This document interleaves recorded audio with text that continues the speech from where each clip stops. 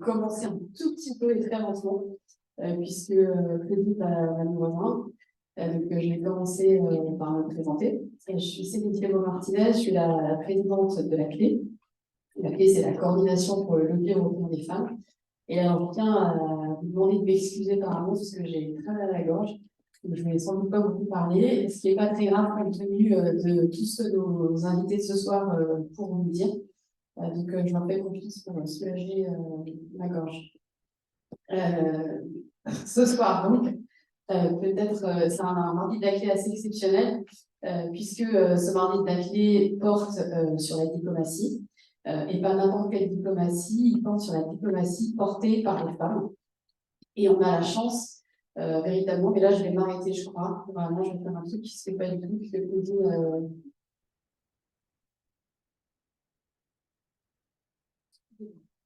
on va passer notre culture, on a une petite minute, s'il vous plaît. Donc, on a donc ce soir un parterre d'invités vraiment exceptionnel, puisque donc on va parler de diplomatie, diplomatie des femmes. Et dans nos intervenantes, nous avons le plaisir d'accueillir, et la voilà qui arrive, superbe, très en forme comme d'habitude, Claudine Monteil. Alors, je dois dire que Claudine Monteil est absolument à l'origine de ce mardi de la clé. Puisque quand on a fait notre assemblée générale au mois de juin, l'assemblée générale de la clé, donc la clé c'est 60 organisations, on a évoqué cet événement récurrent, donc le mardi de la clé, c'est tous les premiers mardis du mois, on traite des sujets, et ça permet à nos associations de membres de porter un sujet en particulier qui les tient à cœur, et donc de mettre ce sujet en visibilité. Et quand on a évoqué le mardi de la clé qu'on pourrait faire en 2023-2024, très très vite, Claudine a dit il faut absolument, mais absolument faire un fémage à Eleanor Roosevelt et à Ansa Mehta. Je ne sais pas comment ça dit, Mehta, voilà. J'ai cherché sur Internet comment ça disait le H. Et donc, on s'est dit, très bien, programme ça et on verra à quel moment on le fait. Et donc, c'est ce soir. Donc, ce soir, Claudine va nous livrer à un moment donné ce fémage. Elle nous partagera aussi son expérience de diplomate à une époque où assez peu de femmes, je pense, avaient l'opportunité d'être diplomate. Donc, je passerai la parole tout à l'heure. Nous accueillons également Julie Maranger, qui va nous parler de l'histoire des femmes dans la diplomatie. Alors, Julie, vous êtes également engagée dans l'association féministe. Peut-être que vous en parlerez un peu pour nous dire quelles sont les activités de vos associations, de vos engagements. Et puis, dernière intervenante, également très prestigieuse, on peut dire, franchement, vous avez raison d'être venue ce soir. C'est Delphine Haut. Donc, Delphine Haut, vous êtes ambassadrice, vous êtes par exemple secrétaire générale du Forum Génération Égalité. Donc, peut-être que vous aussi, vous reviendrez sur ce que c'est que le Forum Génération Égalité. Mais je pense que vous, surtout, vous parlerez de ce que ça signifie que d'être une diplomate femme aujourd'hui pour la diplomatie française. Alors, je précise, mais j'imagine que je ne vais pas peut-être vous dire rien d'autre, que depuis un certain nombre d'années, le Quai d'Orsay a une politique active, je pense, de diplomatie féminine, mais aussi de féminisation réellement de ces postes. Et la France a nommé beaucoup d'ambassadrices à des postes d'ambassadeurs très prestigieux. Peut-être que vous reviendrez sur un petit peu la hiérarchie qui existe dans les différents postes d'ambassadeurs. Hein. Un ambassadeur dans un pays qui pèse peu sur la scène internationale n'a pas la même valeur qu'un ambassadeur de France à Londres ou à Washington. Et la France a fait cette démarche de féminisation de ses postes, donc avec une vraie implication de la part du Quai d'Orsay. Alors, je ne vais vraiment pas être plus longue. Je vous remercie d'être là et d'avoir répondu à notre invitation. Je précise que les interventions vont s'enchaîner. Vous pouvez poser des questions à la fin. Il y a de la vidéo également ce soir. Donc, pour les personnes qui sont en visio, il est possible de poser des questions dans le chat. Je les relayerai à l'assistance et à mes intervenantes. Et puis, à l'issue, nous avons prévu un petit verre de l'amitié. Donc, n'hésitez pas à rester à la fin pour continuer la discussion avec nos intervenantes et puis profiter de ce verre. Claudie, je te donne la parole. Ah oui, pardon, si je m'excuse. Pardon, pas de souci. Est-ce qu'on m'entend bien? Non. Est-ce que là, c'est bon? Oui. Bonsoir à toutes et à tous. Est-ce que vous m'entendez bien, vous voyez bien? Moi, je suis Julie Marger, la présidente de Féminisme in the City, également vice-présidente de l'association Femmes Monde. Féminisme in the City, notre mission, c'est de mettre en lumière les femmes et le féminisme à travers l'histoire et la culture. Pourquoi le féminisme? Parce que, on le sait, aujourd'hui, c'est encore un mouvement qui est stéréotypé, un peu le mot, le vocabulaire féministe, on voit aussi, quand on va parler de diplomatie féministe, a un pouvoir politique qui est très important. Donc, nous, notre mission, c'est de démystifier le féminisme, qui fait encore l'objet de nombreux stéréotypes aujourd'hui, et de mettre en lumière les femmes à travers l'histoire et la culture. Donc, on fait beaucoup de visites guidées à Paris, Lyon, Bordeaux, Toulouse et Marseille. Des visites guidées féministes, où on parle des femmes qui ont marqué l'histoire. Donc, par exemple, le Louvre, au Louvre, on a une visite sur les femmes au musée du Louvre, la représentation des femmes à travers les œuvres au Louvre, on a une visite sur la chasse aux sorcières, on a les femmes au Père-Lachaise, on a énormément de visites différentes. On fait beaucoup de conférences et de masterclass. Et on a également l'honneur d'avoir Petit Monteil comme marraine Féministe in the City. Donc, l'intergénérationnel est également au cœur de tout ce qu'on fait aujourd'hui. Donc, moi, je suis là vraiment pour vous parler d'histoire. On a dit démystifier le féminisme, mais mettre en lumière les femmes à travers l'histoire, c'est également notre mission et c'est aussi pertinent d'avoir la présence de Féministes in the City aujourd'hui pour cette raison-là. L'historienne Hélène Minot, elle est très claire sur le sujet de l'invisibilisation des femmes. Et d'ailleurs, disons que c'est un euphémisme, puisqu'elle le dit elle-même, les femmes n'ont pas simplement été invisibilisées, mais bien effacées de l'histoire. Ce n'est pas exactement pareil, et ce qui est également le sujet d'aujourd'hui. Pour reprendre un petit peu l'historique par rapport à vraiment notre sujet, on va revenir à la Révolution française, 1789. Les constituants vont rédiger la Déclaration universelle des droits de l'homme et du citoyen. Donc, pour retracer un petit peu la Déclaration universelle des droits de l'homme et du citoyen, il faut se rappeler que cette déclaration, qui se disait universelle, qui se disait humaniste, en réalité, a exclu les femmes qui n'avaient pas accès du tout aux mêmes droits que les hommes. Donc, vous allez voir le lien assez rapidement, on va passer à la slide juste après. Olympe de Gouges a quand même pris conscience de cette exclusion et en 1791 va rédiger la déclaration de la femme et de la citoyenne, qui va donc s'insurger contre la déclaration qui a été rédigée 2 ans plus tôt, dénoncer la non-universalité de cette déclaration à ce moment-là, et elle sera guillotinée en 1793, 2 ans plus tard, pour ses engagements politiques pour le féminisme, même si le mot n'existait pas encore à l'époque, et contre l'esclavage également. On va revenir juste avant, ouais, merci. Donc, 1789, c'est vraiment cette historique, à cette historique-là qu'on va démarrer. On va faire un bond dans le temps pour en arriver au lendemain de la Seconde Guerre mondiale, où là, pour la première fois, il va être question d'humain à la place d'homme, avec un grand H, dans une constitution française. C'est-à-dire que les personnes qui vont rédiger cette déclaration vont admettre que la Déclaration universelle des droits de l'homme et du citoyen de 1789 n'avait pas vraiment pris en considération les femmes finalement, et admettre que, en effet, hommes, avec un grand H ou non, ça ne prend pas en considération les femmes. L'histoire va se retourner en 1958, puisque avec la constitution de la 5e République, 1946 4e République, 1958 5e République, eh bien, les hommes qui vont être à la manœuvre en France vont conserver l'expression droit de l'homme dans la version francophone de la Déclaration universelle of Human Rights, donc en anglais Humans. Est-ce que je suis claire? Yeah. Ah, merci. On va pouvoir passer à la slide maintenant. Donc là, on était sur le contexte un peu historique de la Déclaration universelle des droits de l'homme. Mais on va toucher aujourd'hui également au sujet de la place des femmes en diplomatie, puisqu'on est aussi là pour rendre un hommage à Eleanor Roosevelt et Hansa Mehta. En 1928, enfin plutôt, il a fallu attendre 1930 déjà pour que ambassadrice veuille dire pour une femme exercer le métier d'ambassadeur. Donc, je vois qu'il y en a quelques-uns qui connaissent déjà l'histoire, mais avant 1930, ambassadrice, ça voulait dire femme d'ambassadeur. Bien avoir ça en tête, ça ne voulait pas dire ce que ça veut dire aujourd'hui. pendant toute ma carrière diplomatique, la politesse, c'était que j'appelais la femme d'ambassadeur Madame l'ambassadrice. Donc, si tu veux, tu as tout à fait raison de le dire, mais malheureusement, ça a duré jusqu'à après l'an 2000. Oui, oui. D'ailleurs, encore aujourd'hui, c'est ce qui est le point également. Oui, puis même vraiment, je sais que c'est compliqué pour faire la femme, certaines ambassadrices, de dire ambassadrice et pas ambassadeur. Mais il y a un historique encore, derrière ça.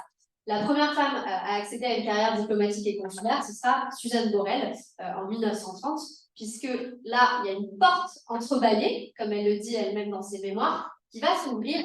Le concours va ouvrir aux femmes dans les carrières diplomatiques et consulaires en 1928 à Paris. Oui, seulement dans l'administration centrale. À Paris. Seulement dans l'administration centrale. Vous n'avez pas le droit d'aller à l'étranger. En effet.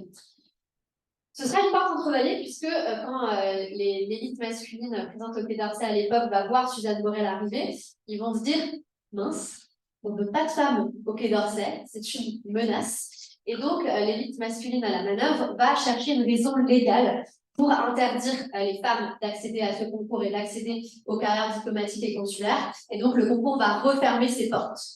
Il faudra attendre la fin de la Seconde Guerre mondiale, même si on a des femmes voilà, comme F. Curie qui vont un petit peu passer les obstacles, mais il faudra vraiment attendre officiellement la fin de la Seconde Guerre mondiale pour que des femmes puissent retenter le concours. Sur l'aspect chronologique, on aura Marcel Campana en 1972 qui deviendra la première femme ambassadrice. 3 femmes ambassadrices en 1982. Je sais que Claudine va vous en parler un petit peu plus en profondeur. 1986, Isabelle Renoir qui devient la première femme directrice.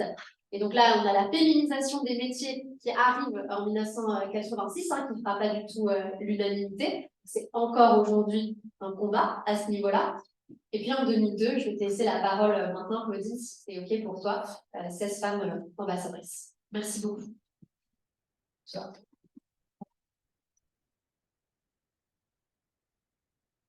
Bonsoir à toutes et bonsoir à tous.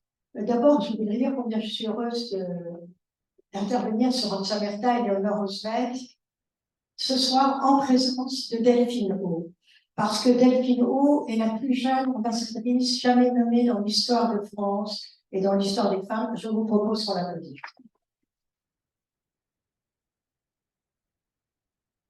Et il faut quand même que je vous dise que lorsque je suis entrée au Quai d'Orsay en 1979, on m'appelait monsieur, ou bien mademoiselle ou madame. Et jusqu'à l'âge de 50 ans, on m'a demandé mademoiselle ou madame. Je voulais simplement quand même rappeler que le monde est en train de changer et que je suis très heureuse, chère Delphine, je suis très heureuse et je suis fière pour les femmes. Vous honorez les femmes, vous nous honorez toutes et tous, et ça, c'est pas vrai. Alors, je voudrais quand même rappeler que pourquoi d'abord j'ai choisi ce sujet, que j'ai proposé à ce sujet, Céline ce sujet, et pourquoi, comment en suis-je venue à ce sujet. D'abord, c'est une soirée qui est organisée à l'invitation de la Clé, en partenariat avec l'association Femmes Monde que je préside, et également en partenariat avec la Commission nationale française pour l'UNESCO, dont je suis conseillère, qui est donc liée à toute l'action de la France à l'UNESCO. Donc, c'est véritablement aussi un lien avec les Nations Unies. Comment en suis-je arrivée à ce sujet ce soir? Eh bien, c'est très simple. Pendant 12 ans, j'ai été aux Nations Unies, à New York, à Montréal, dans différentes institutions, parce que j'étais à la direction des Nations Unies au Quai d'Orsay, où j'ai occupé plusieurs fonctions. Et c'est à New York que j'ai trouvé toute une bibliothèque officielle des Nations Unies sur la Déclaration universelle qui ne correspondait pas du tout à ce que l'on entendait habituellement, puisqu'on entendait parler de quelques hommes qui avaient participé à la Déclaration. Et donc, c'est ainsi que j'ai eu envie de m'y plonger, d'interviewer, et que j'ai eu envie de vous raconter cette aventure du point de vue des femmes, parce que c'est à elles que nous devons être ici ce soir. Alors, ces femmes, eh bien oui, il y a eu des femmes qui ont joué un rôle absolument déterminant dans la déclaration. D'abord, j'ai choisi 2 femmes, parce que ce sont les 2 seules femmes membres du comité de rédaction. Il faut que je vous dise, le comité de rédaction a compris 18 personnes, 16 hommes, 2 femmes. Ces 16 hommes, nous connaissons l'un d'entre eux très bien, c'est René Cassin, le français René Cassin, dont on rend hommage, auquel on rend hommage ces jours-ci, on va lui rendre hommage, bien évidemment.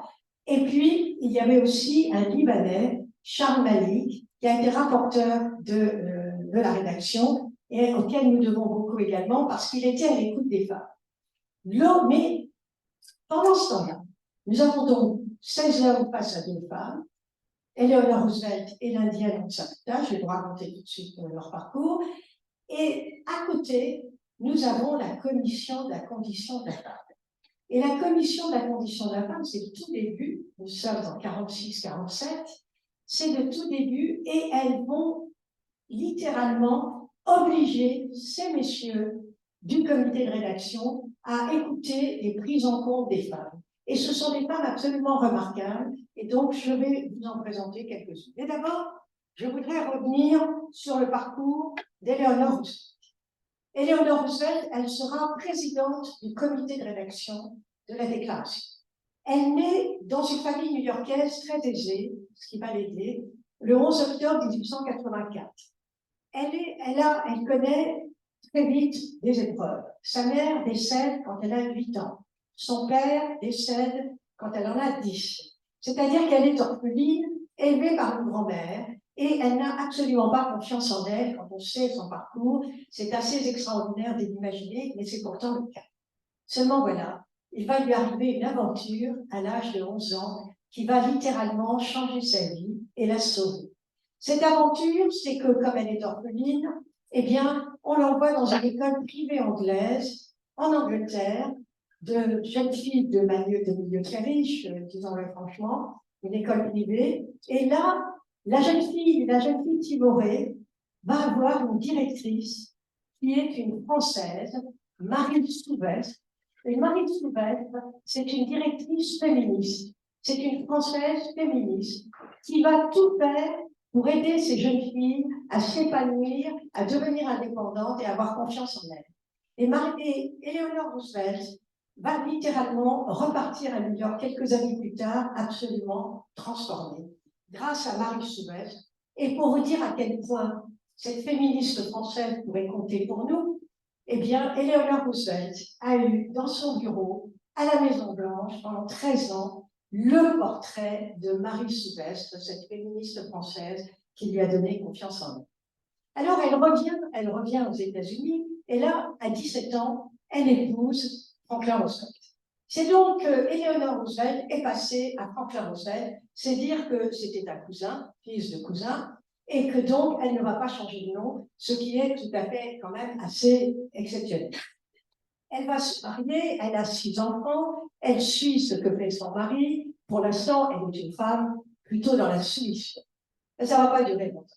Ça ne va pas durer longtemps parce qu'en 1921, eh bien, un événement va bouleverser leur vie. En 1921, vous le savez, Franklin Roosevelt va nager et ne va pas se changer après avoir nagé dans une rivière. Ce qu'il fait, qu'il va attraper la poliomyélite et va avoir une jambe, la jambe gauche, entièrement paralysée. Il va être quasiment paralysé pendant plusieurs années, dans des souffrances épouvantables, et il va avoir des béquilles dans des matériaux très lourds, de 4 kilos chacun par jambe, jusqu'à la fin de sa vie. Et il va tout faire pour cacher son handicap et son infirmité, ce qui va être très douloureux. Donc, elle va se retrouver du jour au lendemain à devoir être son ambassadrice, son oreille, ses yeux, et puisqu'il ne peut plus aller visiter des usines, puisqu'il ne peut plus aller sur le terrain rencontrer des hommes et des femmes, eh ben c'est elle qui va y aller, et elle va tout de suite s'engager pour les droits des femmes.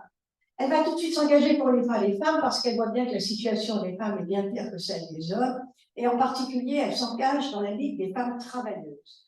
Et là, elle va réussir à monter des fonds pour les actions de ce syndicat, mais surtout, elle va se battre pour que les femmes ne travaillent plus, déjà avec des salaires de misère, ne travaillent plus 55 heures, mais qu'elles aient un salaire minimum pour 48 heures. Ça paraît encore énorme, mais à l'époque, ce fut un combat où elle s'est vraiment battue énormément. Elle traverse donc les États-Unis. Elle est très directe, elle n'élude aucune question, Quand elle va dans une usine, elle va à la cantine et elle va vérifier la quantité de nourriture qui sont données aux femmes et aux hommes ouvriers. Elle veut être sûre que les gens sont vraiment nourris. Donc, elle a vraiment une obsession de la justice. Et ça, c'est très important. Du coup, elle devient extrêmement populaire. Tellement populaire que lorsque l'explorateur américain Richard Byrd, qui rentre du pôle Nord en 1928, il rentre du pôle Nord, il est un héros des Américains, il est auréolé, il passe dans toutes les radios, et dans toutes les radios, il déclare, alors écoutez, c'est simple, au pôle Sud, j'avais mis 2 couverts le soir, au cas où Madame Roosevelt arriverait par surprise. C'est vous dire combien elle était devenue vraiment comme une mère de tous les Américains, pas une mère possessive, une mère aimante, protectrice. Ensuite, en 1932, eh bien, ces 13 millions d'Américains sont au chômage, c'est la pauvreté, c'est la suite du crash de Wall Street de 1929. Elle va tenir une rubrique quotidienne dans un journal qui va s'appeler My Day. Alors, ça peut vous paraître comme ça élémentaire, mais en réalité, n'oublions pas qu'en 1900, à partir de 1932, en 1932, il n'y a pas de réseaux sociaux, il y a juste les radios. Et donc, en réalité, Eleanor Roosevelt va inventer pour les femmes les réseaux sociaux. Et les réseaux sociaux, ça passe par le fait qu'elle écrit une chronique quotidienne, 5 jours par semaine, dans 30 journaux, et qu'elle est lue tous les jours par plusieurs millions d'Américains, dans lesquels elle raconte la vie quotidienne, mais aussi les difficultés. Et donc, c'est une inventrice des réseaux sociaux à sa manière. Alors, arrive la Deuxième Guerre mondiale. La Deuxième Guerre mondiale, vous avez compris, elle est très, très populaire, très connue. Et là, je citerai simplement un exemple sur le plan militaire, parce que c'est un exemple qui a été raconté dans le monde entier, en tout cas dans le monde des Alliés. C'est le fait qu'il y a eu dans l'Alabama, il y a eu toute une équipe d'officiers, de pilotes de chasse noirs, de pilotes de chasse afro-américains qui passaient les diplômes pour piloter des avions de chasse. Et l'armée de l'air ne voulait pas d'eux, parce qu'ils étaient noirs. Et donc, Eleanor Roosevelt l'a très mal pris. Elle est partie de Washington, elle est allée dans l'Alabama, et elle a dit, y a-t-il un pilote afro-américain qui accepterait de me prendre dans son avion et que nous faisions un tour? Et c'est ainsi qu'une photo historique est restée d'Eleanor Roosevelt, très souriante, derrière un pilote de chasse afro-américain. Eh bien, je vais vous dire, cette photo, elle a fait le tour du monde. Elle a fait le tour du monde, je parle des Alliés. Hein, elle a fait le tour des Alliés. Et il s'est passé la chose suivante, c'est qu'ils ont été tolérés, ils ont fait partie d'escadrilles, et ils se sont révélés avec les Indiens, parce que les Indiens, enfin, je veux dire, pardonnez-moi, les Indiens. Les Américains. Oui. Les Américains. Les Américains. Les Amérindiens, excusez-moi, j'ai eu un trou à l'instant. Merci. Les Amérindiens étaient les meilleurs pilotes, parce qu'ils avaient des yeux bien meilleurs que les yeux des Blancs. Eh bien, les Noirs, les officiers afro-américains, les pilotes afro-américains se sont révélés également meilleurs que les pilotes blancs, ce qui fait qu'ils ont remporté des batailles tout à fait remarquables, dont on ne parle jamais, mais Eleanor Roosevelt, dans sa revue My Day, ne manquait pas de le mentionner. Donc, vous voyez, elle a vraiment une aura absolument exceptionnelle. Et arrive le 12 avril 1945, Franklin Roosevelt, épuisé par la maladie, s'éteint. Alors, elle va commencer une carrière différente, plus indépendante, et cette carrière ne va pas commencer tout de suite. Elle est certes engagée pour les droits humains, elle est engagée auprès d'associations, mais c'est en décembre 1945. Le nouveau président Harry Truman, donc celui qui a succédé à Franklin Roosevelt sans avoir à faire une campagne électorale, il a simplement succédé parce que Franklin Roosevelt était décédé, eh bien Truman, qui comptait sur la popularité d'Eleanor Roosevelt, lui demanda de devenir membre de la délégation américaine aux Nations Unies. Alors, c'était, après tout, elle s'est posé la question, elle n'a d'abord pas voulu accepter. Et puis elle s'est dit que finalement, le rêve de son mari, le legs de son mari, c'était la création et la fondation de l'ONU des Nations Unies. C'était la suite de la Société des Nations. Donc, elle se dit que peut-être elle pourra contribuer à la paix, à aider à la paix.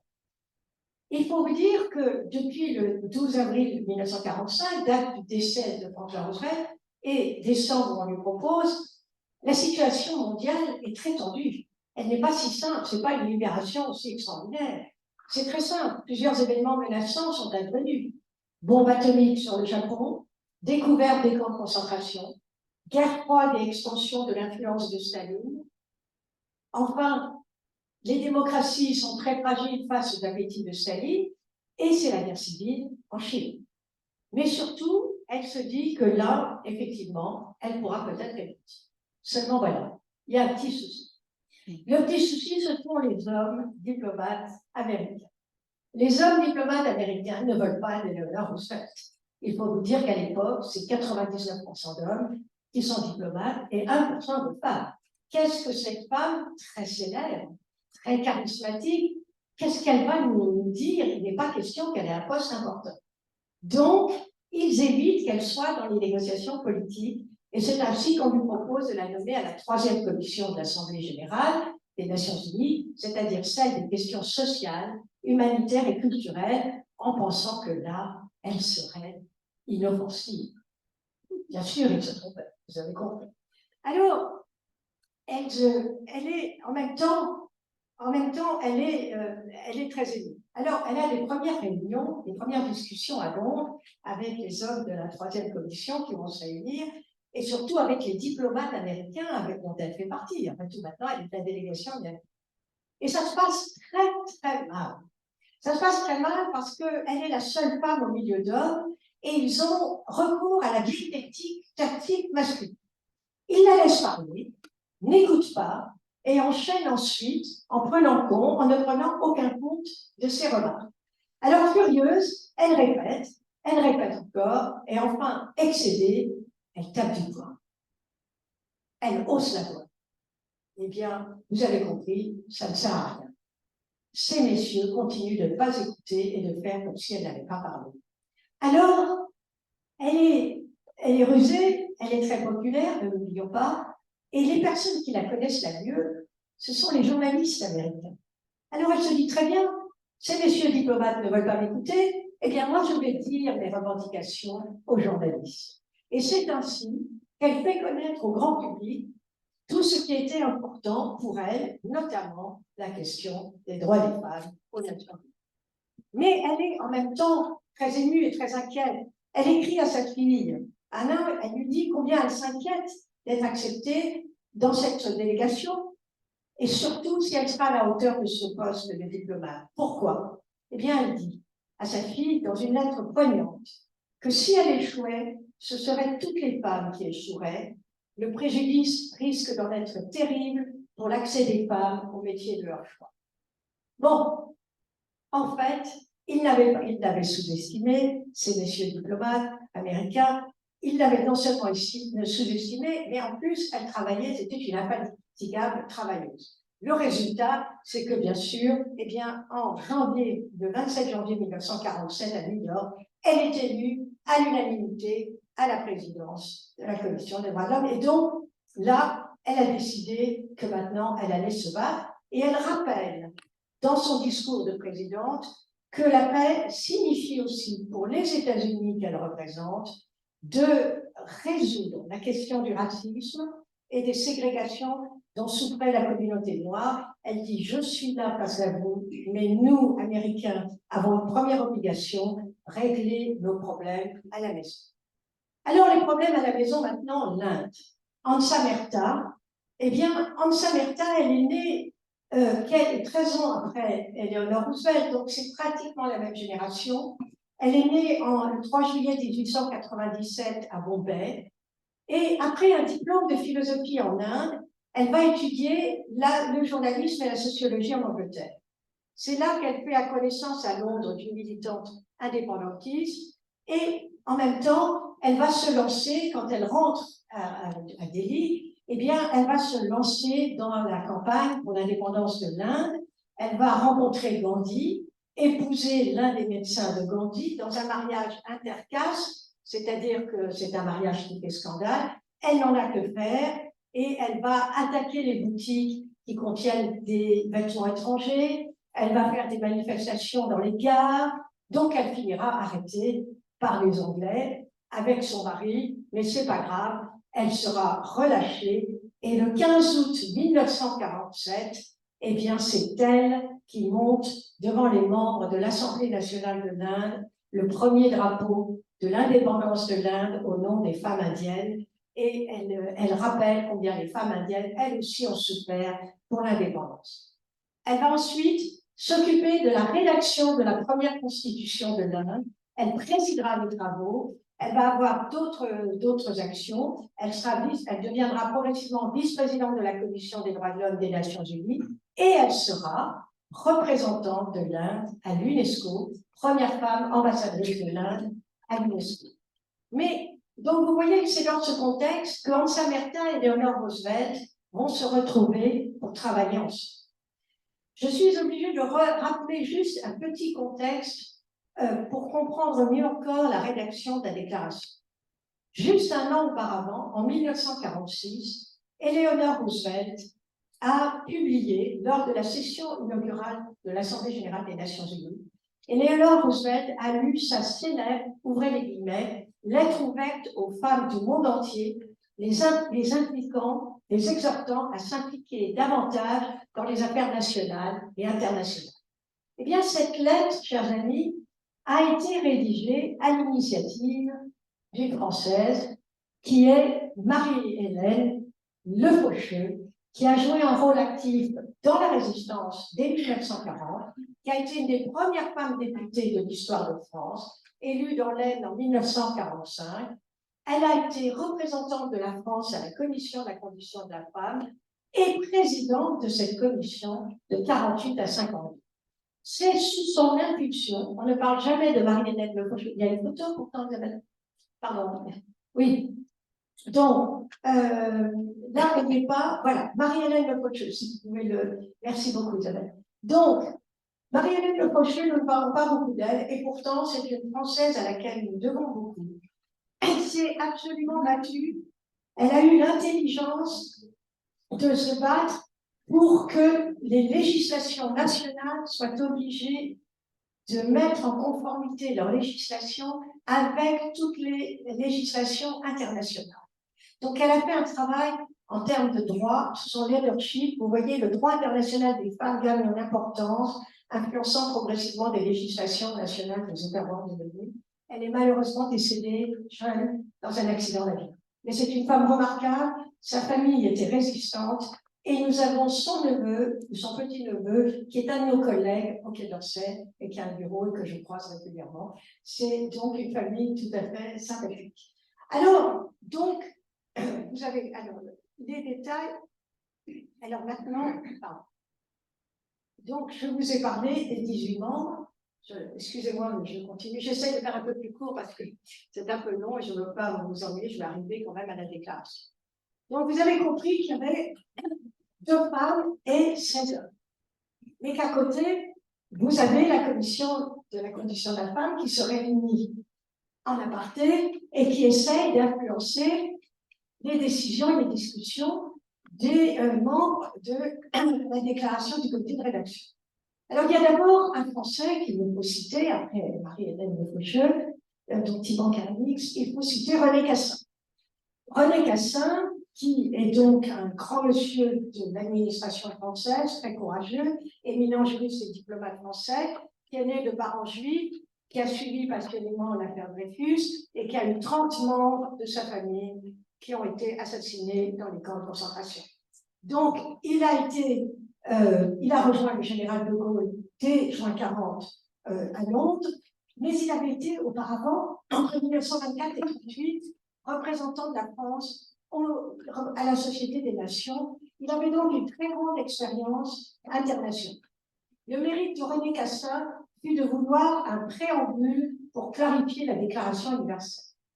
Et ce préambule, il ne sera pas le seul à l'écrire, il sera écrit avec également un Libanais que l'on oublie, qui est tout à fait remarquable, qui est Charles Malik, qui est le rapporteur de la déclaration. Et donc, René Cassin sera très soutenu par Eleanor Roosevelt parce que tous les deux souhaitent que la déclaration soit aussi claire et lisible pour tous citoyens du monde et que surtout cette déclaration universelle ne soit pas uniquement pour les juristes et pour les politiques. Et tous les deux, ils en discuteront et ils se soutiendront. Seulement, il y avait un problème. Le préambule de René Cassin ne mentionnait pas les femmes, mais ne parlait que de solidarité, fraternité entre les hommes, que des mots au masculin. Et donc, il s'agit véritablement de rediscuter de cela, et c'est là où Hans Amerta va s'imposer très vite dans les discussions et ne va rien laisser passer. D'abord, pour Hans Amerta, il n'est pas question d'écrire une déclaration qui soit uniquement pour les pays occidentaux. C'est une déclaration universelle qui est pour tous les pays du monde entier. Donc, priorité, notamment par exemple, pour la question de l'enseignement dans la déclaration, il n'est pas question de ne parler que d'enseignement secondaire. Il est très important de mentionner l'obligation de l'enseignement primaire. Pourquoi? Parce que les filles indiennes, les petites filles indiennes, ne bénéficient même pas de l'école primaire. Et donc, il est indispensable de jouer là-dessus. Alors maintenant, sur les articles, je vais vous dire, donc, je vais vous parler de quelques articles, pas beaucoup, mais quelques articles où symboliquement, le rôle de femme remarquable nous a contribué à donner une qualité à cette déclaration. Excusez-moi, j'ai un problème de... Alors bon, est-ce que vous pouvez mettre Minerva Bernardino aussi? Alors voilà, nous arrivons au préambule de la déclaration. Le préambule, donc on est d'accord, René Cassin et Eleanor Roosevelt veulent qu'il soit très clair, qu'il explique bien l'intention. Seulement voilà, nous devons beaucoup à cette grande dame de la République dominicaine. Vous allez voir, c'est un personnage. Les femmes que je vais vous évoquer maintenant, que je vais vous présenter, sont des personnages et nous leur devons beaucoup.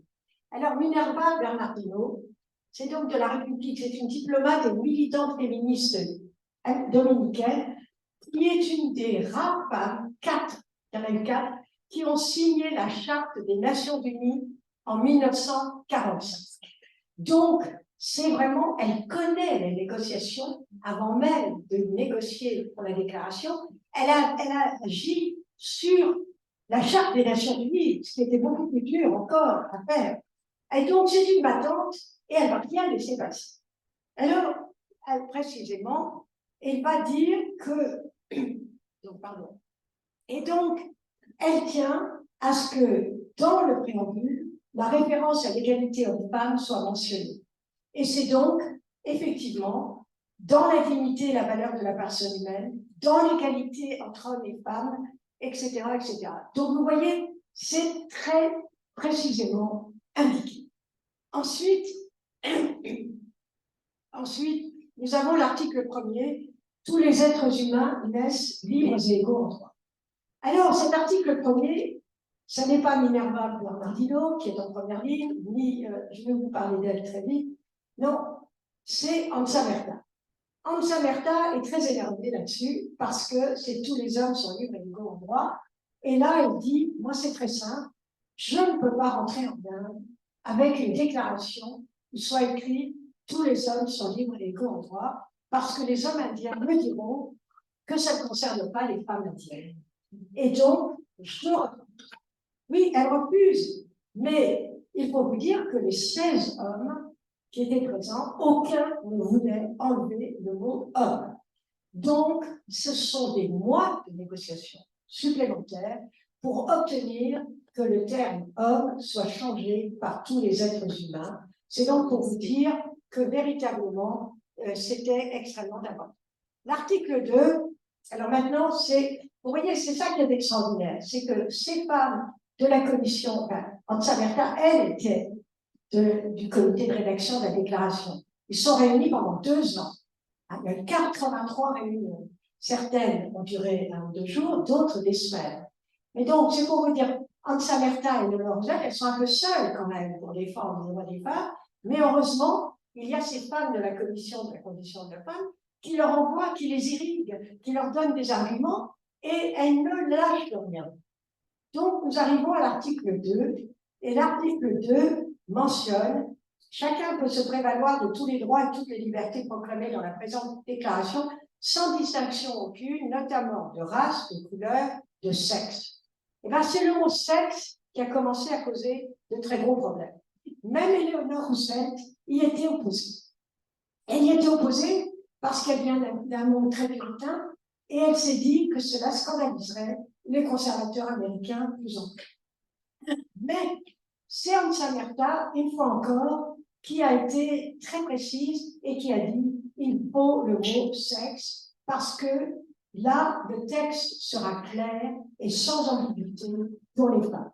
Clair et sans ambiguïté, c'est la devise de toutes ces femmes pour la déclaration. Et elle va gagner, mais ce sera difficile. Et ensuite, eh bien, si vous pouvez mettre la photo de ma Begum, s'il vous plaît. Alors ensuite, ça, je vais vous en parler après, tout à fait extraordinaire. C'est pas qui sort, c'est pas qui sort. Voilà. Et après, ce sera presque fini, je vous raconterai. Là. Alors, nous devons beaucoup aussi à une Pakistanais, la Begum Shaista Ikrami. La Begum Shaista Ikrami, là, eh bien, elle est très inquiète des mariages pour enfants et des mariages forcés.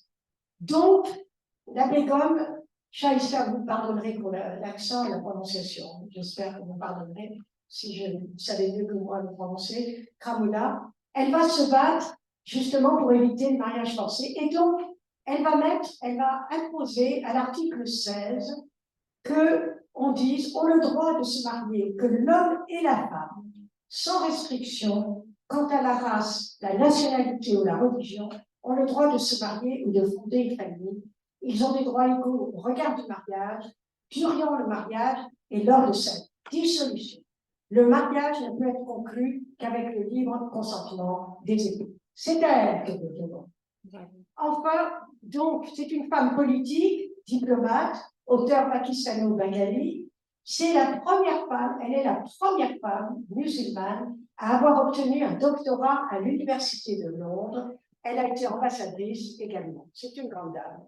Enfin, sur l'article 23, sur l'égalité du travail, le salaire, nous le devons à la Biélorusse parce que c'était aussi quelque chose pour lequel, eh bien, il faut quand même le dire, que Staline tenait à ces questions sur l'égalité dans le domaine du travail pour la déclaration. Alors, je vais simplement vous présenter un dernier portrait parce que c'est une sacrée personne, c'est Berta Maria Julia Lutz. Berta Lutz, on l'appelle Berta Lutz tout simplement. Berta Lutz est une grande dame du Brésil, une femme politique, diplomate et féministe brésilienne, qui a d'abord été entre deux guerres vice-présidente de la Commission interaméricaine des femmes, qui s'est battue pour le droit de vote des Brésiliennes, ce qui fait qu'elle a été plus efficace que nous, que les Françaises, puisqu'elle a obtenu le droit de vote des Brésiliennes en 1932, c'est-à-dire quand même 12 ans avant nous les Françaises. Elle va participer à la rédaction de la Constitution, mais surtout, elle est comme Minerva Bernardino, la grande dame de la République dominicaine, eh bien, elle est l'une des négociatrices de la Charte des Nations Unies en 1945, où elle s'est battue de manière, elle s'est vraiment battue pour qu'il y ait l'égalité des sexes. Et elle s'est retrouvée dans une situation assez croustillante pendant les négociations, que je vous raconte parce que c'est encore actuel aujourd'hui. Je crois que vous comprendrez l'actualité. Quand elle a proposé qu'on inscrive dans la Charte des Nations Unies, Berta Lutz, en 1945, avant les négociations pour la déclaration des Nations, elle a proposé d'inscrire l'égalité dans la Charte. Eh bien, la représentante américaine, qui était quand même une représentante de Franklin Roosevelt, démocrate, lui a répondu devant tout le monde d'un air méprisant que cette demande était vraiment une demande, entre guillemets, vulgaire. J'ai bien dit vulgaire. Alors, ça n'a pas du tout plu à Berta Lutz. Et donc, Berta Lutz, qui avait quand même une sacrée personnalité, lui a répondu la chose suivante. Nous savons que l'on a toujours considéré à travers les siècles que les femmes étaient comprises dans le terme général d'homme et que ceci eut pour résultat d'empêcher les femmes de prendre part aux affaires publiques. Eh bien, je tiens à vous dire qu'elle y a réussi et que donc dans la Charte des Nations Unies, si nous avons l'égalité homme-femme, c'est d'abord grâce à Berta Lutz et à Minerva Bernardino qui ensuite nous ont soutenus pour la déclaration. Donc vous voyez que nous devons énormément à toutes ces femmes. Alors, je pourrais continuer. Je veux simplement vous raconter la fin des négociations, simplement, la fin et la conclusion. Je te regarde, Céline, je sais qu'il y a Delphino, nous attendons Delphine, mais après tout, Delphine, elle est comme Eleanor Roosevelt et Hansa Merta, elle est la successeur.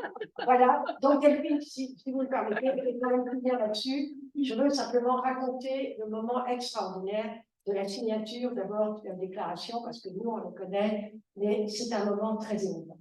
Il y a d'abord une première signature, première présentation. C'est un jour historique pour la France. C'est le 28 septembre 1948 à la Sorbonne.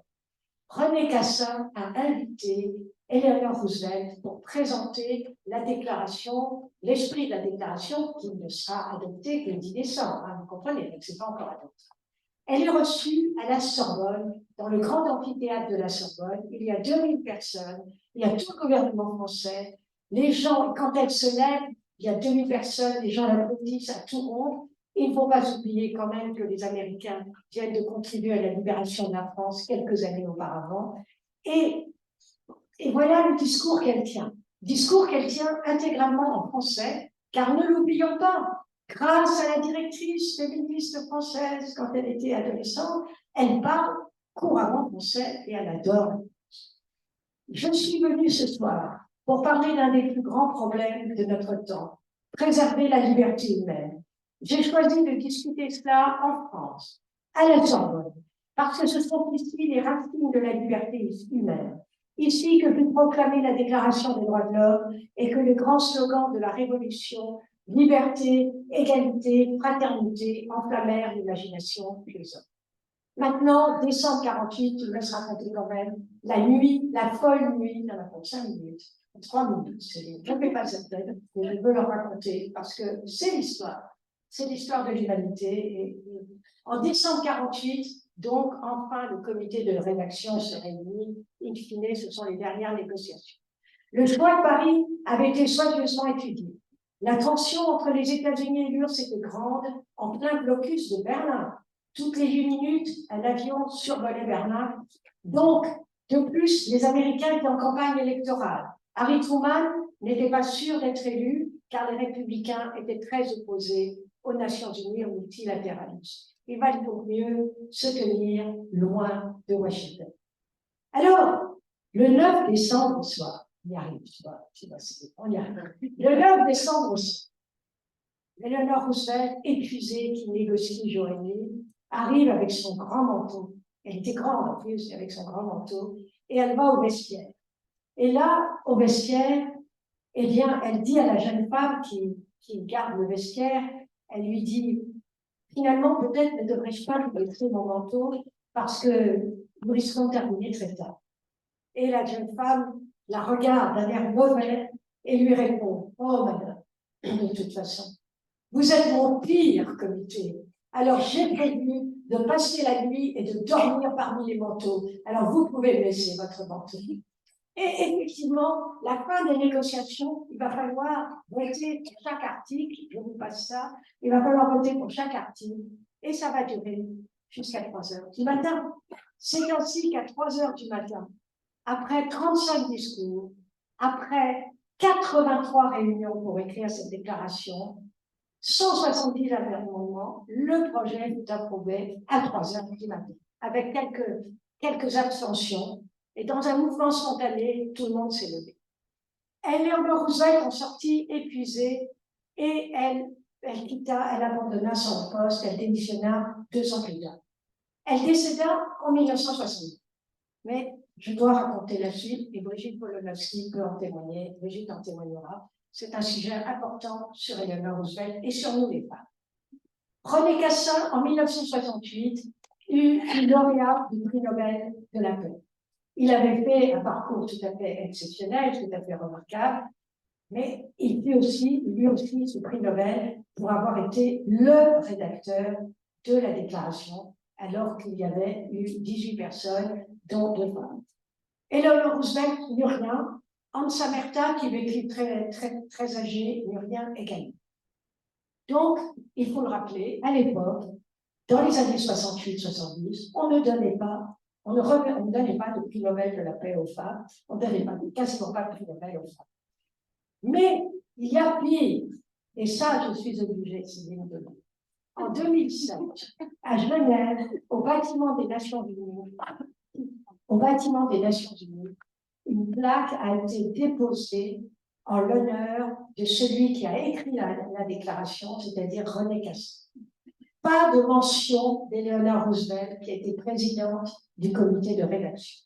Heureusement, un certain nombre de femmes, parmi lesquelles Brigitte Polonowski, qui est une grande dame aussi des Nations Unies, qui est là avec nous ce soir, qui peut en témoigner, ont protesté. Les féministes américaines, nous avons été nombreuses à protester. Et donc, au bout d'un an, ils se sont sentis un peu gênés et on a finalement mis une plaque en 2020. Alors, je voudrais finir juste sur une note positive.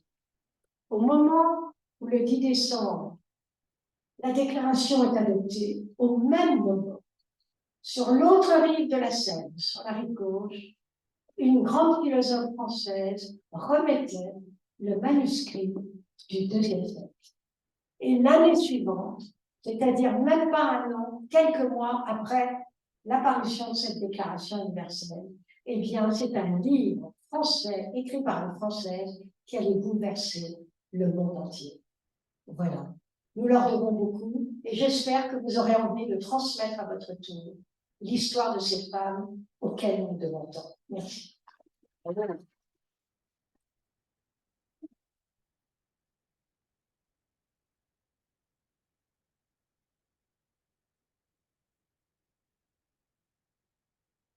Merci beaucoup, Claudine. C'était vraiment extraordinaire. C'était vraiment très chouette. Merci pour cette présentation, cet exposé. Pour enchaîner, alors ça ne va pas être simple comme mais j'avais quand même une question, parce que même si après vous allez faire part de votre parcours, là, Claudine nous a parlé de la Déclaration universelle des droits humains, donc on voit bien quelles ont été les difficultés pour les femmes de faire entrer un certain nombre de principes qui aujourd'hui nous servent. Et en même temps, moi j'ai vu des textes complexes quand on est féministe et qu'on travaille à l'international, quand on fait du plaidoyer international. Alors c'est clair que la Déclaration universelle, c'est pas forcément le premier texte qu'on vient citer. Est-ce que vous pouvez nous donner, nous dire un peu quelle est la place de ce texte dans la diplomatie féministe, en fait, dans le corpus juridique international? Et est-ce que véritablement le fait qu'il y ait eu des femmes très présentes à ce moment-là, est-ce que ça a enclenché quelque chose, ou est-ce qu'au contraire, oui, s'est passé un truc, mais finalement, il a fallu attendre encore un peu pour qu'on ait des choses plus tangibles et plus soutenantes pour les droits des femmes? Merci Céline. Alors effectivement, c'est facile de passer après Claudine, mais je crois que je vais reprendre le fil de l'histoire là, exactement là où vous l'avez laissé, le 10 décembre 1948 au Palais de Chaillot, et je vais nous faire un immense bond dans le temps de 75 ans, qui nous mènera ce dimanche, le 10 décembre 2023, puisqu'aura lieu au Palais de Chaillot la commémoration du 75e anniversaire de la Déclaration universelle des droits de l'homme, en présence du président de la République, d'une bonne partie du gouvernement, évidemment de la ministre de l'Europe et des Affaires étrangères, de nombreux ambassadeurs et ambassadrices présents à Paris et de très nombreuses personnalités à la fois étrangères et françaises. Et lors de cette commémoration, qui aura lieu dans quelques jours, sera justement examinée à la fois l'actualité et la pertinence de ce texte qui a été rédigé il y a 75 ans au regard des droits humains aujourd'hui, mais aussi ce qu'on peut appeler les nouvelles frontières des droits humains, ce qui, en 1948, non seulement ne faisait pas débat, mais n'existait même pas dans le débat. Les droits d'un certain nombre de catégories de personnes discriminées qui n'étaient pas forcément reconnues à l'époque, les droits environnementaux, les droits numériques, les droits des personnes LGBT, les droits des personnes handicapées, etc., etc. Et donc, je trouve que c'est un bel hommage, puisque cette cérémonie aura lieu précisément au Palais de Chaillot, donc là où la déclaration a été adoptée. Maintenant, pour revenir 75 ans en arrière, vous avez montré, Claudine, à quel point, ne serait-ce que la mention, en fait, de l'égalité entre les femmes et les hommes a été le résultat d'un combat acharné de quelques-unes de ces héroïnes diplomates auxquelles nous rendons un hommage aujourd'hui. Mais nous n'avons pas parlé du titre, la Déclaration universelle des droits de l'homme. Sinon, on en avait pour 2 heures. Et pas. Il n'est pas le mot en anglais. En anglais, c'est Universal Declaration of Human Rights. Et c'est aujourd'hui encore un vrai sujet de débat au sein du ministère de l'Europe et des Affaires étrangères, évidemment porté aussi par les organisations féministes. Vous n'êtes pas sans savoir que le Haut Conseil à l'égalité plaide en faveur de l'utilisation du terme droits humains. Nous sommes nombreux et nombreux également au sein du Quai d'Orsay, pas forcément unanime et majoritaire, à plaider pour l'utilisation du terme droits humains, ce qui reflèterait d'ailleurs en fait la terminologie utilisée dans absolument toutes les autres langues étrangères, que ce soit en espagnol, en italien, en russe, évidemment en anglais, et l'intégralité des langues qui parlent en fait de droits humains, et le français est aujourd'hui la seule langue à avoir gardé cette terminologie. Mais pour fermer cette parenthèse de vocabulaire qui, au moins, est importante, en réalité, la Déclaration universelle des droits de l'homme, elle a été le résultat de ce combat acharné de ces héroïnes, mais elle n'est pas extrêmement progressiste en matière de reconnaissance des discriminations et des droits des femmes. Et donc, il nous faut attendre, comme les spécialistes dans la salle le savent, et comme tu l'as dit, Céline, une bonne trentaine d'années, 3 décennies, 1979, pour que la communauté internationale se rassemble et adopte le premier texte véritablement fondateur uniquement dédié aux droits des femmes, qui est la Convention sur l'élimination de toutes les discriminations à l'égard des femmes, la CEDEF, la CIDO, en français et en anglais. Et donc, pendant ces 30 ans, pourtant, la communauté internationale a adopté ce qui fonde aujourd'hui l'ensemble des textes fondamentaux des droits humains, des droits de l'homme, le pacte sur les droits politiques, le pacte sur les droits économiques et sociaux, etc., etc. Et l'ensemble de ces textes adoptés entre 1948 et 1979, pourtant, font très rarement, voire pas du tout mention des discriminations liées au sexe et des droits des femmes spécifiquement. Et sans refaire 75 ans de droit international, il y a eu quand même une époque dorée qui est effectivement la fin des années 70, les années 80, la décennie 80-90, avec la décennie des droits des femmes, 75-85, donc reconnue officiellement par l'ONU, avec les 4 conférences mondiales de l'ONU, entre 75 et 95, avec la conférence internationale du Caire en 94, qui reconnaît les droits de la population et du développement, notamment les droits sexuels et reproductifs, et évidemment la conférence de Pékin en 95, qui est vraiment le joyau de la couronne, avec la déclaration et la plateforme d'action de Pékin. Et mon propos aujourd'hui, il est d'inscrire cette histoire, ce passé dont il faut être au courant, dont il faut davantage parler, dans un concept qui est beaucoup plus récent, qui apparaît donc en fait 70 ans après la Déclaration universelle des droits de l'homme, qui est celui de la diplomatie féministe, qui est le titre du livre que je viens de publier. La diplomatie féministe est un sport de combat. Je dédicacerai avec plaisir pour celles et ceux qui sont intéressés après la conférence. Il nous a fallu 70 ans de maturation du droit international, d'émergence du sujet des droits des femmes dans le droit international et dans les négociations internationales pour aboutir à ce concept, donc adopté pour la première fois en 2014 par la Suède, suivi depuis par une grosse douzaine d'États de diplomatie féministe. Donc, qu'est-ce que c'est que la diplomatie féministe? Il n'existe pas de définition universelle. Il n'existe pas non plus de traité ou de convention internationale qui sanctuarise une définition. C'est au bon vouloir des États et des gouvernements. Chaque État peut annoncer une diplomatie féministe, peut aussi y renoncer, comme malheureusement ça a été le cas de la Suède il y a 1 an et demi. En tout cas, la France, en 2019, a adopté officiellement une diplomatie féministe, et la manière dont je la définis dans le livre, et nous en faisons le plaidoyer au jour le jour, au quotidien, en tant que diplomate, en tant que politique, c'est simplement de dire que nous reconnaissons officiellement que les droits des femmes sont une priorité de notre diplomatie et de notre politique étrangère. Cela peut vous paraître une évidence, tomber sous le sens, ça n'a pas toujours été le cas, ce qui ne veut pas dire que nous n'avons pas mené une politique internationale en faveur des droits des femmes depuis de très nombreuses années en tant que diplomatie française. Nous avons mené ce combat à l'ONU et bien ailleurs aussi, au sein de l'Union européenne, dans toutes les enceintes. Mais le fait d'annoncer, j'ai envie de dire officiellement cette diplomatie comme féministe, c'est la discussion qu'on avait avec toi, Julie, est très important. C'est de reconnaître que ces droits des femmes sont une priorité, et ce ne sont pas seulement une priorité en termes de développement économique, de développement social des États, c'est une priorité en termes de sécurité internationale. C'est une priorité géopolitique. Et c'est vraiment l'objectif de mon livre, c'est de montrer que les droits des femmes sont devenus un objet géopolitique, un objet de combat, en fait, un objet de lutte au niveau international, comme cela n'a jamais été probablement le cas. Et même dans les années 80-90, et je vraiment fait mal justement à toutes les pionnières qui ont fait avancer le droit des femmes et l'ont inscrit dans le droit international lors de ces grandes conférences, quelque part, on avait davantage de consensus, semble-t-il, à la fois entre les gouvernements, mais aussi entre les pays, entre les cultures, entre les religions, sur les priorités, sur la nécessité de faire avancer les droits des femmes.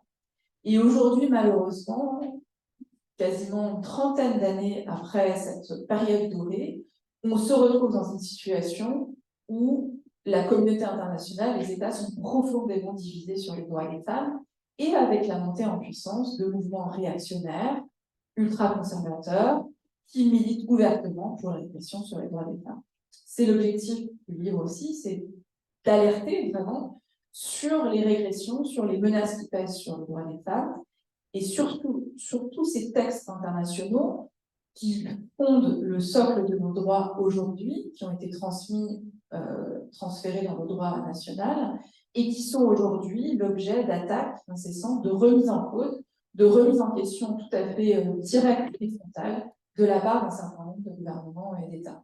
C'est ce qu'on appelle en anglais le backlash, vous avez certainement entendu ce mot, ce que nous appelons plutôt la montée en puissance des mouvements anti-droits. Ce sont des mouvements anti-droits des femmes, mais aussi évidemment anti-droits des personnes LGBT, anti-droits des personnes en situation de handicap, anti-droits politiques, socio-économiques, anti-démocratie, si vous voulez.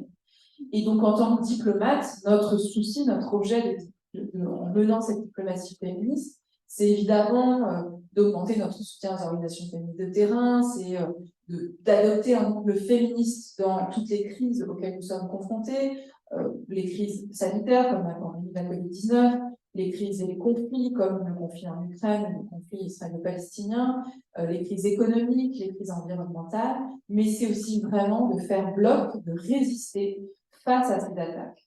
Et pour revenir vraiment à ce fémage, à ces extraordinaires femmes qui ont fait face à ces hommes, comme vous l'avez raconté, aujourd'hui, ce sont des femmes et des hommes diplomates de nombreux États qui font face d'ailleurs à des femmes et des hommes diplomates d'autres États, d'autres gouvernements, pour défendre des droits acquis. Et je dis toujours aujourd'hui, nos victoires diplomatiques, ce sont des non-défaites. C'est-à-dire qu'on passe tellement de temps et on dépense tellement d'énergie à défendre des droits qui sont pourtant inscrits dans des traités internationaux, qui sont pourtant, on a cru acquis, que nous n'avons même pas le temps et l'énergie de promouvoir des nouveaux droits. Et pourtant, il existe des nouvelles frontières, les droits environnementaux, encore une fois, les droits numériques. Vous parlez aussi beaucoup de la question de la place des femmes dans l'espace numérique. Et nous sommes pourtant occupés à défendre des droits, évidemment, le droit à l'avortement, le droit à la contraception, des droits économiques, sociopolitiques, que nous croyons acquis depuis les années 80 et 90. Donc, je voudrais alerter là-dessus et simplement dire, à l'aide d'un certain nombre d'exemples aussi, que l'attaque contre ces droits Elle vient évidemment du patriarcat, elle a une longue histoire qu'on peut retracer depuis des décennies, des siècles, mais elle est particulièrement virulente aujourd'hui, depuis une quinzaine, une vingtaine d'années, depuis que nous avons cru que ces droits-là étaient acquis et que ce combat-là était gagné, parce qu'il s'agit d'une véritable, quelque part, culture war, comme disent les Américains, puisque justement dans les années 80-90, une fois qu'on a eu ces grandes victoires féministes, il y a une partie de la population, il y a une partie des partis politiques, il y a une partie notamment des mouvements religieux, des organisations religieuses d'inspiration principalement catholique, évangéliste et aujourd'hui aussi islamiste, qui ont décidé de partir en guerre contre les droits des femmes et qui ont décidé que ce n'était pas leur vision de la société et qui ont financé à plus de milliards de dollars, de centaines de milliards de dollars, je ne fais pas d'exagération, c'est des centaines de milliards de dollars sur une dizaine d'années, sur une décennie, qui ont décidé de financer des campagnes électorales et des mouvements de masse et des mouvements de terrain pour pouvoir faire régresser les droits des femmes. Et donc aujourd'hui, je veux alerter, c'est pour ça que je dis que c'est un sport de combat, ce n'est pas du tout un sujet consensuel, ni facile, ni qu'un sujet de développement économique, c'est vraiment un sujet ultra politique, ultra difficile, ultra toxique, j'ai envie de dire. On le voit au niveau national avec même des remises en cause du droit à l'avortement. On a vu ce qui s'est passé aux États-Unis, on a vu ce qui s'est passé en Pologne, on voit ce qui se passe en Hongrie, on voit ce qui se passe en Italie aujourd'hui. Demain, ça pourra nous arriver en France. Et ces flux financiers, cette organisation transnationale, elle est extrêmement puissante. Et donc, il faut continuer à se mobiliser. C'est un peu mon appel à l'action. Il faut continuer à se mobiliser, à soutenir les organisations féministes, parce qu'elles mènent ce combat-là à nos côtés en tant que diplomates, pour défendre le droit, mais aussi pour mettre en œuvre le droit sur le terrain.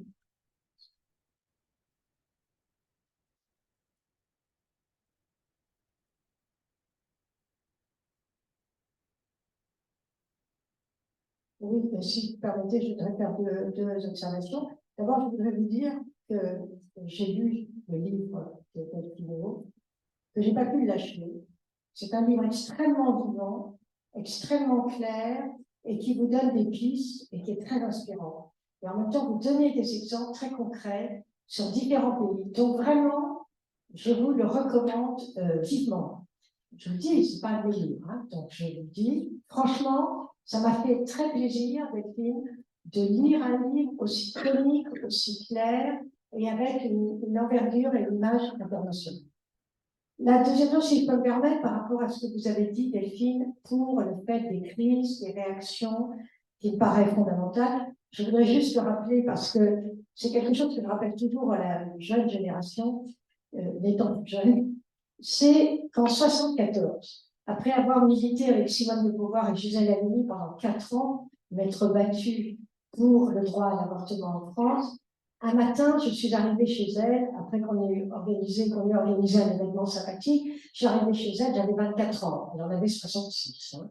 Donc j'étais un peu comme une petite fille ou une petite nièce pour elle. Je suis arrivée pleine d'enthousiasme, très excitée, je me suis assise et j'ai commencé à bondir en lui disant « Simone, vous voyez la situation, Simone, ça y est, nous avons gagné. » Et là, j'ai eu Simone de Beauvoir qui a commencé à ressembler à la reine Elisabeth, à la reine d'Angleterre, quand elle n'était pas amusée. C'est-à-dire, elle a fait une tête absolument épouvantable. Et elle m'a dit, mais non, Claudine, nous n'avons pas gagné.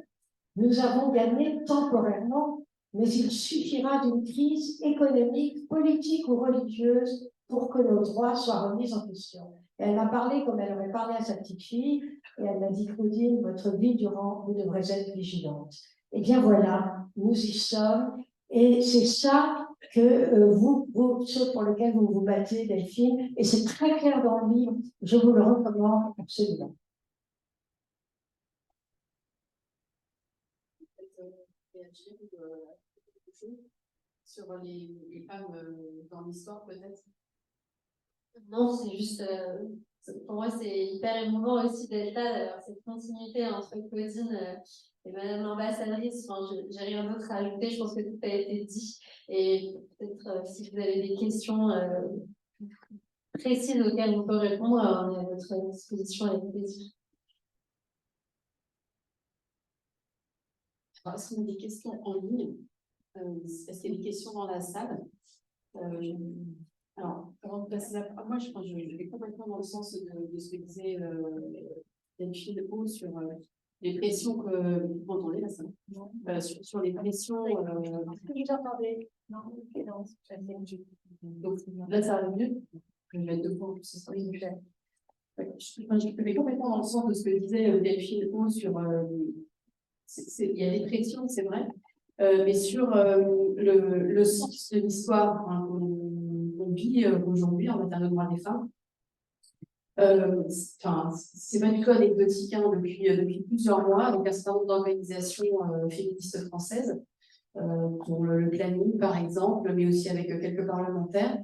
On se réunit régulièrement avec un objectif, c'est de faire inscrire l'IVG dans notre constitution.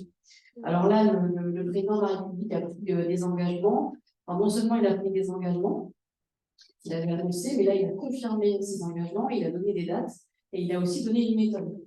Il faut savoir que sur cette inscription de l'IVG dans la Constitution, si vous avez un petit peu suivi, on est parti d'un texte qui a été proposé par des parlementaires, donc c'est une proposition de loi.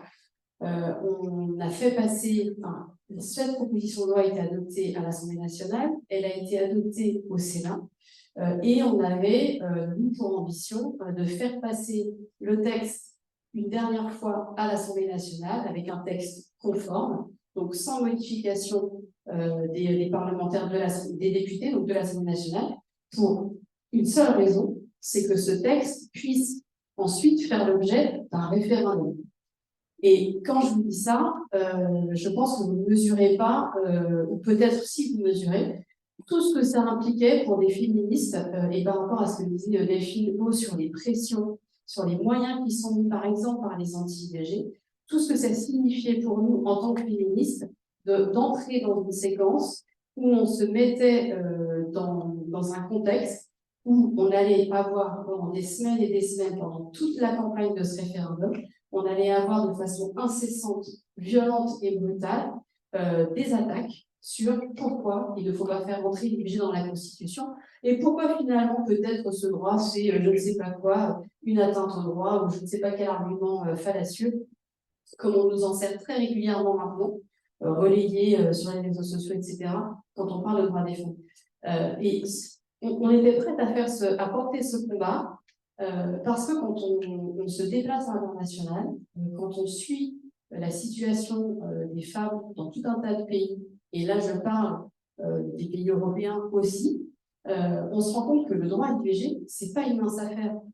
Aujourd'hui, je pense que nous sommes, enfin c'est même si certains, à l'échelle du monde, les femmes françaises sont des privilégiées. Nous avons accès à l'IVG. On peut débattre pendant des heures sur la fermeture des maternités, les problèmes d'accès aux pilules, etc. Je suis complètement d'accord et je pense qu'il y a un sujet. Donc, par rapport aux femmes du monde, nous sommes des privilégiés. Donc, ces pressions-là, elles existent.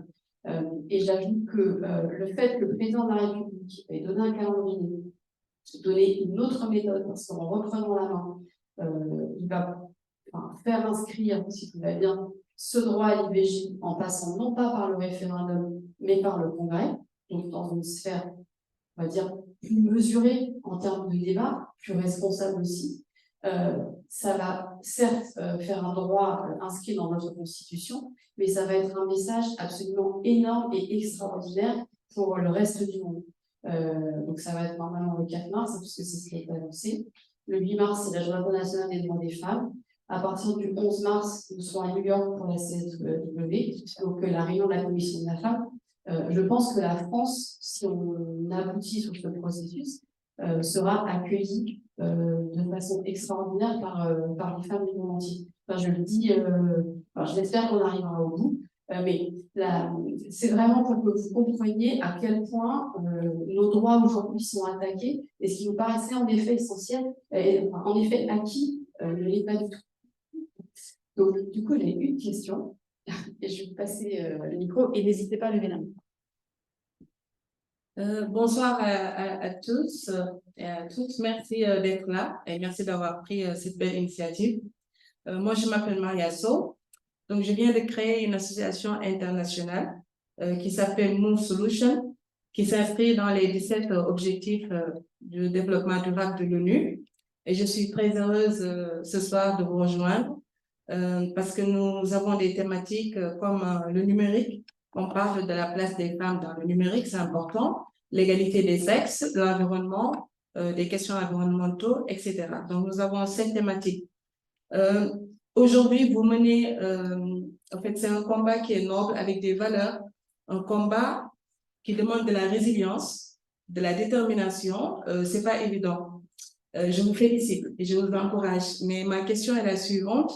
Quelles solutions aujourd'hui disposez-vous pour lutter contre les antidroits des femmes? Parce que force est de constater que quand on parle du féminisme, il y a aussi de la négativité. C'est pas clair parfois parce que d'autres, ils ont des explications qui sont un peu ambiguës par rapport à cela.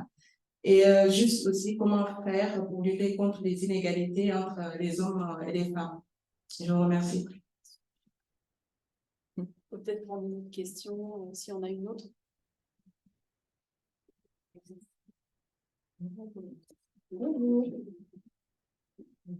Bonjour, merci pour la conférence. Moi, j'avais plutôt une question justement sur. Ça ne dérange pas de vous lever parce qu'on ne vous voit pas. Alors, ça fait plaisir. Vous ne voyez pas. Plaisir de vous voir. J'avais plutôt une question au niveau européen, là notamment sur l'harmonisation de la définition du viol en Europe. Pourquoi la France fait autant sur son continent, surtout quand justement on va faire des avancées au niveau constitutionnel et sur l'avortement. Pourquoi faire un pas en avant et un pas en arrière? C'est une question de temps.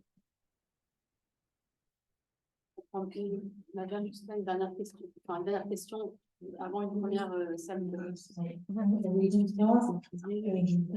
voudrais bien y avoir, si vous pouvez, Madame l'ambassadrice, faire un petit raconter un petit peu votre parcours, en fait, comment vous êtes arrivé là. Voilà, c'est simple, très, très compliqué, je ne sais pas. Et pardon, Madame, je voudrais faire, vous avez parlé de la Constitution, en ce qui est le droit à avorter, c'est la liberté d'avortement, ce qui est un peu différent. La liberté d'avortement qui va être inscrite la liberté d'avorter, C'est écrit dans le texte. Oui, est-ce que je pourrais réagir là-dessus parce que je suis pas la seule signataire de Juste une dernière question. Enfin, après, de toute façon, on va refaire un tour de questions. Bonjour, Bénédicte Boyer-Vivière, je suis aussi de Move Solutions. Alors, c'est juste une réaction par rapport à votre, enfin, vous défendez le droit à l'avortement. Moi aussi, hein, je suis complètement par rapport au droit à l'avortement, mais je suis aussi juriste. Et je considère qu'il y a plein de droits qui ne sont absolument pas reconnus par la Constitution, notamment le droit à la dignité. Et comment peut-on ne pas mettre le droit à la dignité dans la Constitution et qu'on préfère le principe de précaution ou encore le principe de l'avortement. Donc, à mon sens, il faudrait réaménager complètement la Constitution, mais mettre certains droits comme ça me paraît disproportionné. Bien que, bien sûr, je défends complètement la cause de l'avortement des femmes enfants. On pourrait aussi parler, par exemple, des femmes harcelées, qui est aussi une cause très, très importante. Voilà, et beaucoup d'autres droits des femmes. Je vais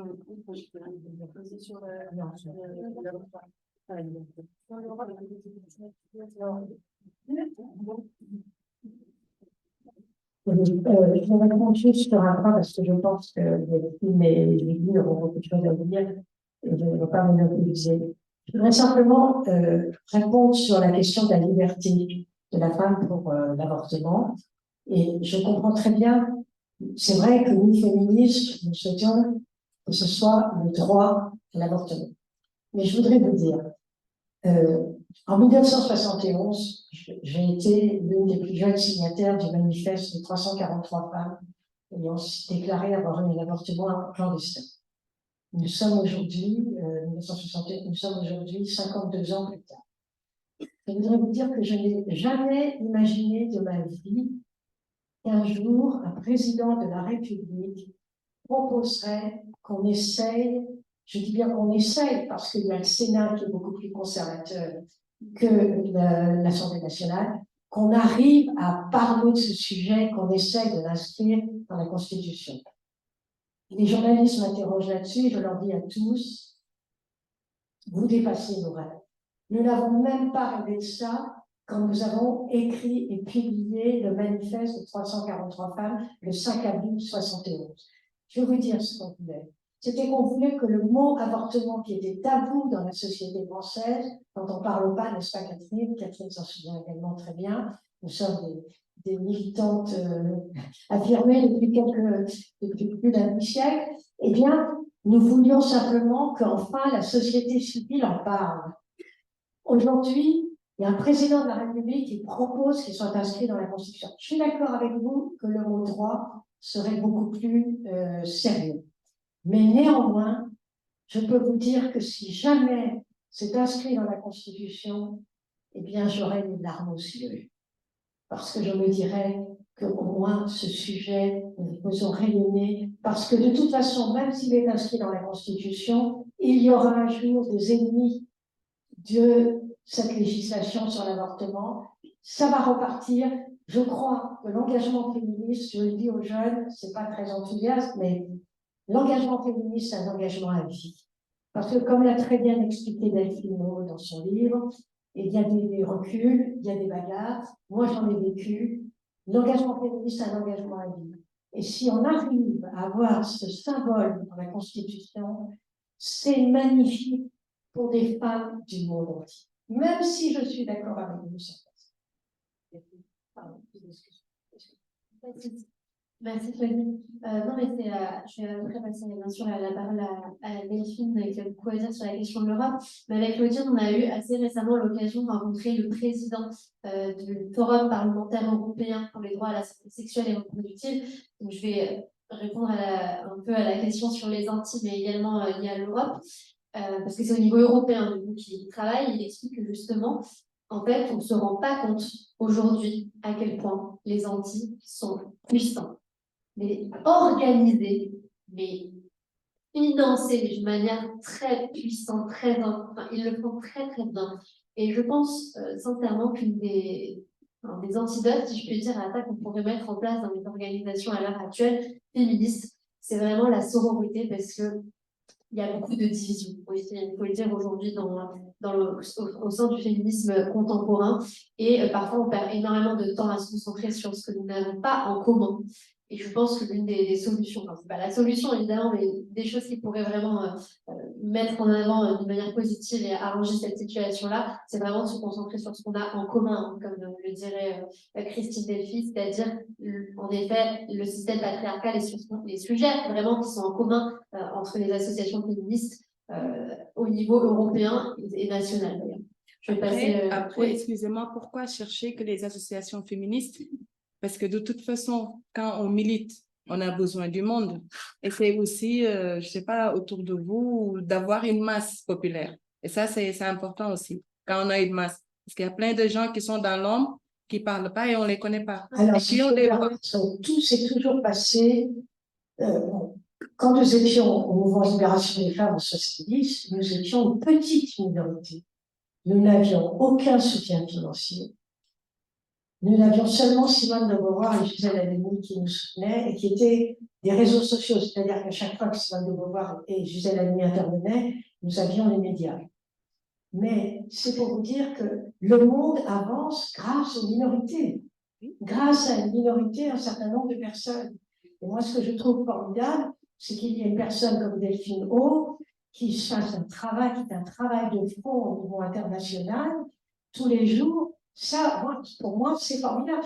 Parce que quand je suis entrée au Quai d'Orsay, j'étais une des rares femmes. Je suis entrée en 79. Je peux vous dire, je me suis occupée, je suis spécialiste de la guerre froide, donc c'était vraiment, on n'était pas nombreuses, hein. C'était vraiment 95% d'hommes. Ça s'est très bien passé quand même, bon, ça a avancé, et c'est pour dire que on peut pas tout faire. On est déjà beaucoup plus nombreuses que nous n'étions en 60. Il y a une avancée. Et il y a quand même une avancée extraordinaire.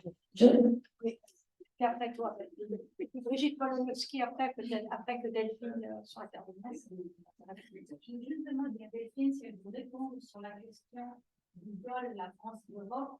parce que mon association regarde la vie juridique et je peux lire la vie juridique qui justifie pourquoi la France ne soutient pas. Mais si tu réponds, Delphine, pas trop. Je vais répondre.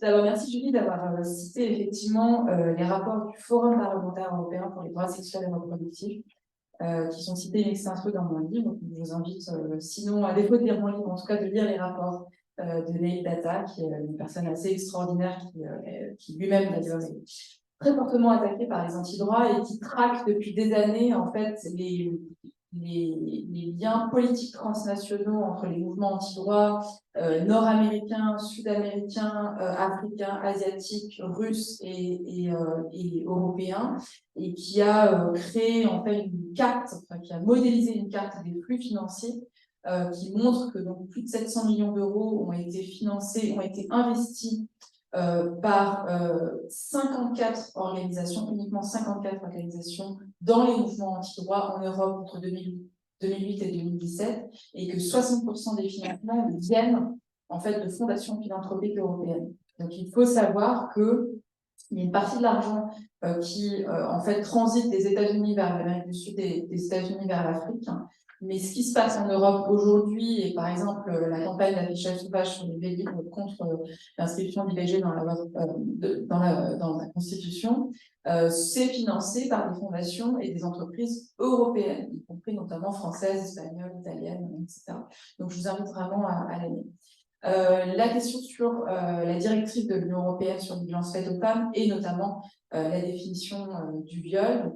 Comme vous le savez, dans cette directive est proposé que la définition du viol se fasse sur la base de l'absence du consentement, ce qui ne correspond pas aujourd'hui à la législation française. Je ne vais pas revenir sur les arguments juridiques d'un côté et de l'autre, seulement à savoir qu'il y a effectivement une opposition actuelle du ministère de la Justice français par rapport à l'état du droit actuel français, que néanmoins les choses ont beaucoup évolué, qu'il y a beaucoup d'États européens, on dit affinitaires, c'est-à-dire qui étaient plutôt sur la position de la France avant, qui ont évolué sous la pression des organisations féministes et de l'opinion publique et des parlementaires européens, et que en ce moment même est en train d'être discutée la dernière proposition de la présidence espagnole du Conseil européen, qui, donc, comme toute présidence, cherche à trouver un certain nombre de compromis, non seulement entre les États, mais entre le Conseil européen et le Parlement européen. Je ne vais pas vous perdre dans les négociations communautaires, et qu'on essaye de trouver un compromis pour pouvoir débloquer, puisque ce n'est pas seulement la présidence des organisations féministes, mais c'est de toute façon le Parlement européen qui en a fait une manche.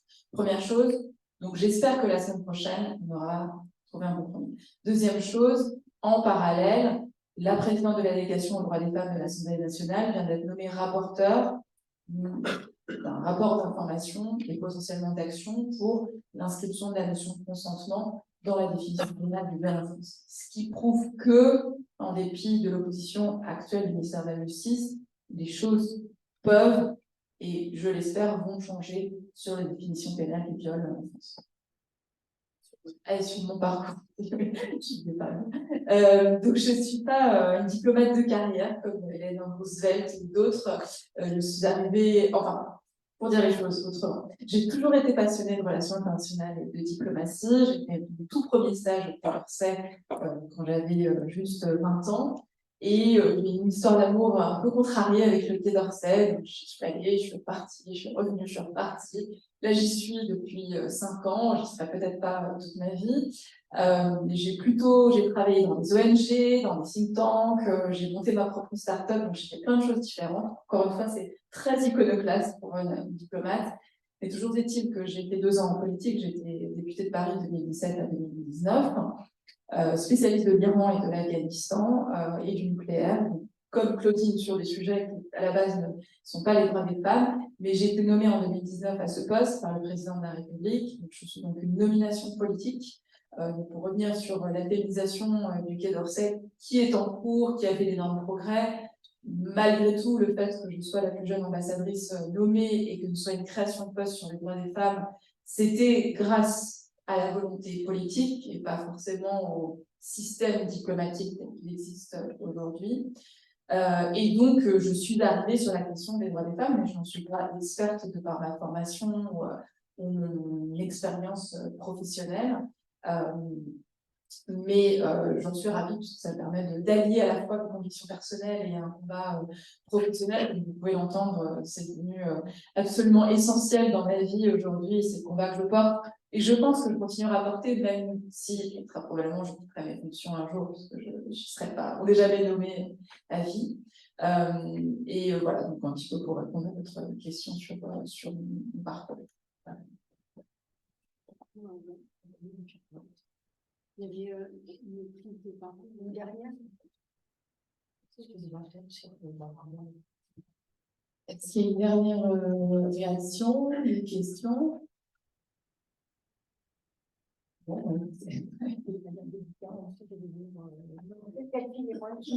avez la possibilité d'acheter, je reviens de vous avez la possibilité d'acheter les livres de Delphine O et de Claudine Monteil qui sont juste ici.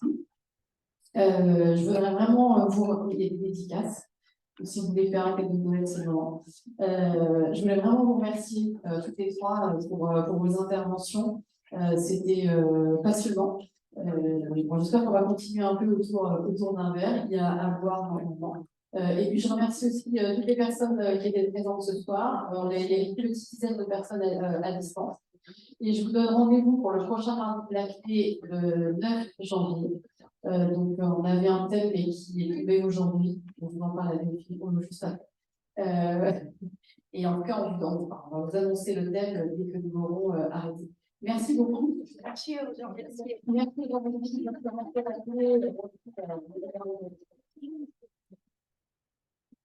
Oui, je voudrais remercier les formidables chargés de mission de la Commission nationale française pour l'UNESCO, notamment Isabelle, mais je voudrais aussi remercier Salomé qui a fait un travail formidable.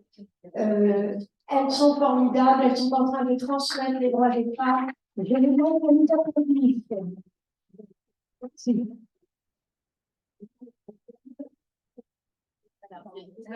Merci à toi.